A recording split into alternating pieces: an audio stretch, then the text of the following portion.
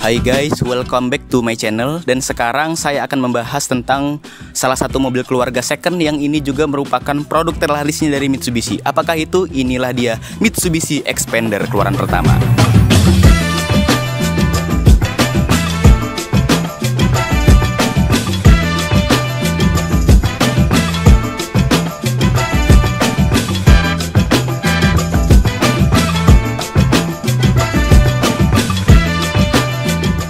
Dan di samping saya ini merupakan unit dari tangan pertama dari teman saya yang bernama Eka. Mobilnya ini keluaran tahun 2017 dan baru sampai kepada pemiliknya tahun 2018. Kenapa? Karena inden mobil ini tuh lama, selama 6 bulan. Kenapa indennya bisa lama? Karena pada saat pertama kali launching di IMS, mobil ini langsung menuai pembelian yang banyak, penjualan yang banyak, sehingga memerlukan inden lama untuk dapat memesan mobil ini. Dan akhirnya unitnya ini berada di tangan salah seorang teman kami. Dan di sini kita bisa melihat ya, walau mobil ini sudah sekitar 5 tahun, tapi bentuk interior ini sangat modern dan futuristis. Kita bisa melihat ini ada ciri khas Mitsubishi yang pertama kali ini berada di Xpander dan kemudian diikuti oleh Pajero yang namanya Dynamic Shield. Di depan logo Mitsubishi-nya ini sudah dilapisi oleh stiker berwarna merah. Dan mobil ini merupakan mobil yang sangat ikonik. Kalau dibilang low MPV, tapi ini kelihatannya seperti mobil sekelasnya SUV. Padahal ini sekelasnya low MPV untuk menyaingi Avanza dan Xenia. Bisa dilihat lampu mobil Xpander ini adalah ciri khas dari Dynamic Shield yang juga dipakai di Pajero.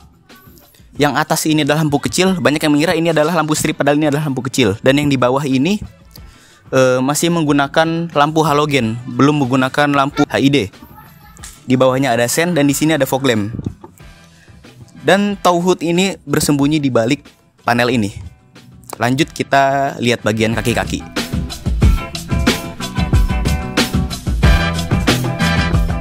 Bisa kita lihat bersama, ban dari mobil Xpander keluaran pertama ini aslinya menggunakan Bridgestone Ecopia, tapi oleh ownernya sendiri sudah diganti menggunakan Bridgestone Technosport yang berprofil 205/55 ring 16 dan masih menggunakan velg standar dan sudah menggunakan rem cakram. Namun rem cakram yang digunakan pada Xpander ini hanya untuk di roda depan, sedangkan roda belakang dari mobil Xpander ini masih menggunakan rem tromol. Bedanya dengan suspensi bagian belakang, Xpander yang di bagian belakangnya itu sudah menggunakan teknologi yang juga sama digunakan oleh Mitsubishi Lancer Evolution, yang juga menyokong suspensi yang dibutuhkan juga untuk di ajang balapan rally. Jadi bagian belakang dari Mitsubishi ini sudah dilakukan penyempurnaan dan juga sudah menggunakan teknologi yang canggih di saat ini. Yang namanya mobil di kelas low MPV memang memiliki kelemahan apabila semua jok dalam keadaan tegak. Itu kapasitas bagasi yang ada di paling belakang itu sangat sedikit. Tapi tidak dengan mobil Xpander ini. Bisa kita lihat bersama, Xpander ini memiliki ruang penyimpanan yang cukup walau semua jok dalam keadaan tegak. Apabila kita membutuhkan fasilitas tambahan, maka dengan satu tuas sekalipun kita bisa dengan mudah melipat jok ini. Kelemahan dari jok ini memang dia menekuk bukan tidak rata ke bawah, tapi rada menekuk ke atas. Tapi ini tidak jadi masalah dikarenakan mobil ini dimensinya ini 4475 mm, yang ini jauh lebih panjang dibandingkan dengan Mobilio dan jauh lebih panjang dibandingkan Avanza dan Xenia. Cukup lega bukan bagasinya? Walau ini mobil keluaran 5 tahun yang lalu, lebih dari 5 tahun yang lalu, tapi kita bisa mendapatkan kenyamanan yang berada di sini. Bila Anda memerlukan ruangan yang sangat banyak di kabin mobil ini, lihat saja, baris kedua bisa dilipat dengan rata sehingga Anda bisa menaruh barang apapun yang sangat banyak di sini. Karena kapasitas dari mobil ini sangat amat besar. Tapi tidak ketinggalan, bila Anda mengalami insiden di jalan, maka di sebelah kiri saya ini terdapat dongkrak. Dan dongkrak ini bersembunyi di balik panel. Kita bisa lihat sudah lengkap dengan alat-alat toolkitnya. Ada baut ban, ada untuk towing, dan ada satu unit dongkrak di dalamnya. Dan expander ini sudah menyediakan toolkit yang sangat lengkap untuk apabila kita mengalami sebuah insiden darurat di jalan.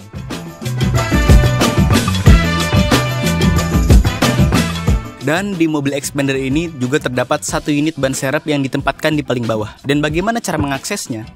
Anda bisa buka panel yang berada di bagian bawah expander.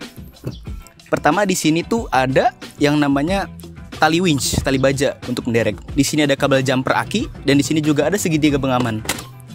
Dan cara membukanya, kamera bisa lihat di sini.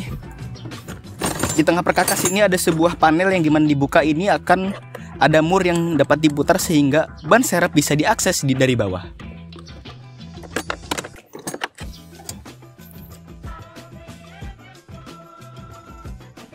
Begitulah cara kerja dari mobil expander ini. Ada satu hal yang menarik dari spion Mitsubishi Expander ini, karena memang kalau Anda lihat ini spion berwarna chrome, tapi untuk Anda yang memiliki expander yang tipe selain Ultimate dan Sport, itu spionnya bukan chrome, tapi untuk di tipe GLX, GLS dan tipe Exit mendapatkan spion yang sewarna dengan warna bodi. Dan ada satu lagi kelemahan dari spion expander ini. Kelemahannya adalah karena ini menggunakan spion yang menggunakan motor listrik, maka di saat Anda parkir di kawasan Jakarta, itu daya dari motor listriknya itu kurang optimal, sehingga saat spion terlipat keluar harus dibantu menggunakan tangan. Itulah kelemahan dari motor spion dari expander ini. Soalnya kita pernah ngerasain saat kita kemarin vlog ke PFVS Kemayoran. Bagi yang belum nonton videonya ada di atas, silahkan. Mari kita lanjut ke bagian mesin. Cara mengakses mesinnya ini gampang karena tuas mesin berada di bawah dashboard. Lanjut kita ke bagian depannya.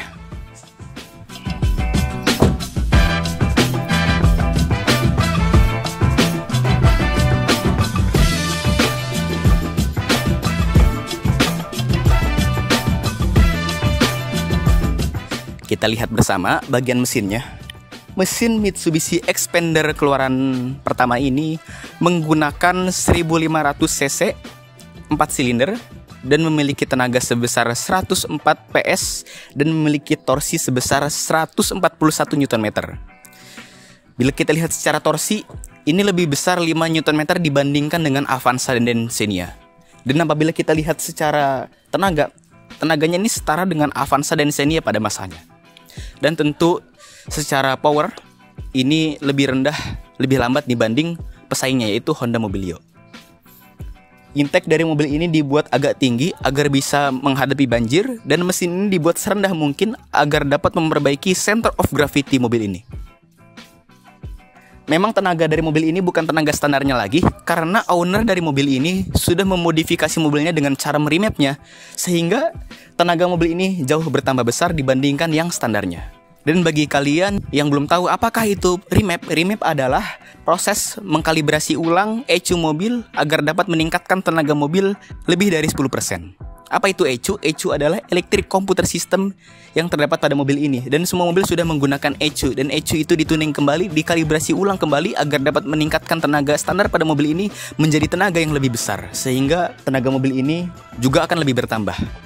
Dan mesin 1500 cc ini disalurkan ke dua penggerak roda depan melalui transmisi matic konvensional.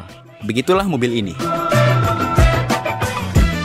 Duduk di jok bagian paling belakang dari mobil ini dibilang sempit tidak, dibilang luas juga tidak, karena lumayan kompatibel dengan ukuran tubuh saya yang tingginya 165 cm. Di sini saya dengan ketinggian 165 cm dapat headroom yang masih lega. Legroom lumayan sempit, tapi bisa direbahkan lagi. Dan juga apabila posisi Anda duduk di belakang sangat tegak, maka bisa direbahkan lagi sandarannya dengan menarik tuas bagasi, sehingga duduk kita menjadi lebih enak. Dan fasilitas di belakang ada 2 buah cup holder, satu di kiri, satu di kanan. Dan di sebelah kanan terdapat juga power outlet yang bertegangan 12 volt. Begitu saja sih. Dan sudah support seatbelt 3 titik. Walau duduk di jok paling belakang ini lumayan kompatibel, tapi duduk di baris kedua ini lumayan enak ya, sangat amat enak. Karena di sini legroom sangat lega dan headroom juga sangat tinggi.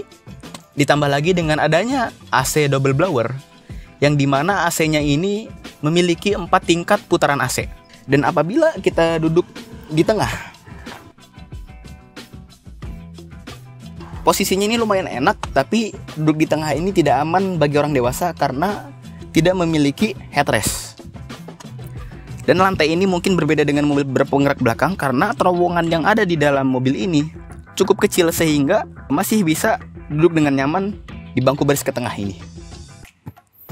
Dan apabila jok baris tengah tidak diisi oleh orang, maka kita bisa memanfaatkan sandaran dari jok tengah ini menjadi armrest.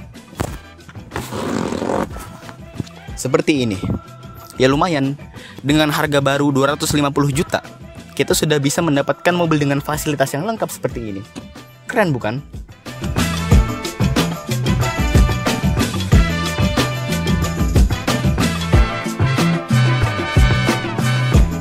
Sebelum kita masuk ke dalam mobil Mitsubishi Xpander ini, bagi yang belum pernah lihat kuncinya seperti ini. Mengkotak. Tapi kuncinya sudah keyless.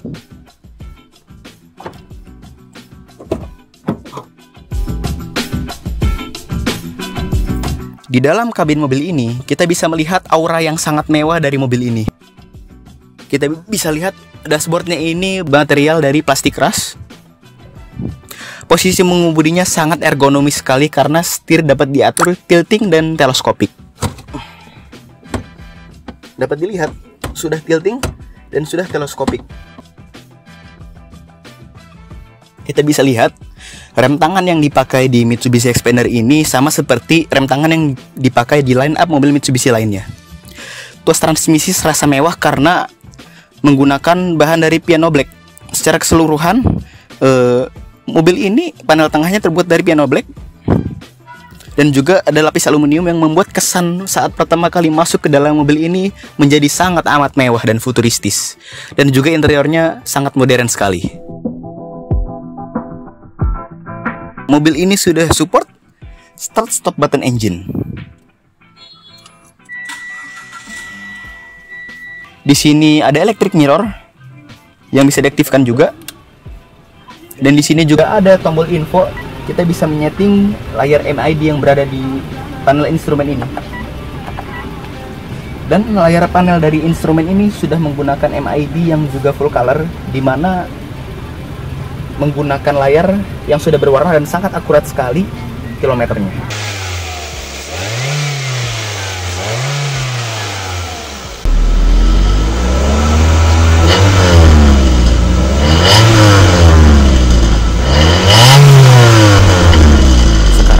Lanjut ke test drive. Oke, rasa sensasi dari berkendara Mitsubishi Xpander generasi pertama ini cukup nyaman. Bantingan suspensinya ini terasa cukup empuk ya di kelasnya.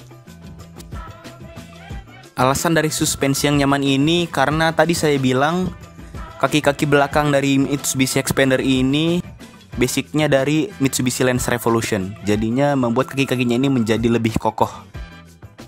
Dan bisa disimpulkan konsumsi rata-rata bahan bakar Mitsubishi Xpander ini kalau rute dalam kota sekitar 12 km per liter dan rute luar kota 19,8 km per liter. Lumayan irit ya di kelasnya.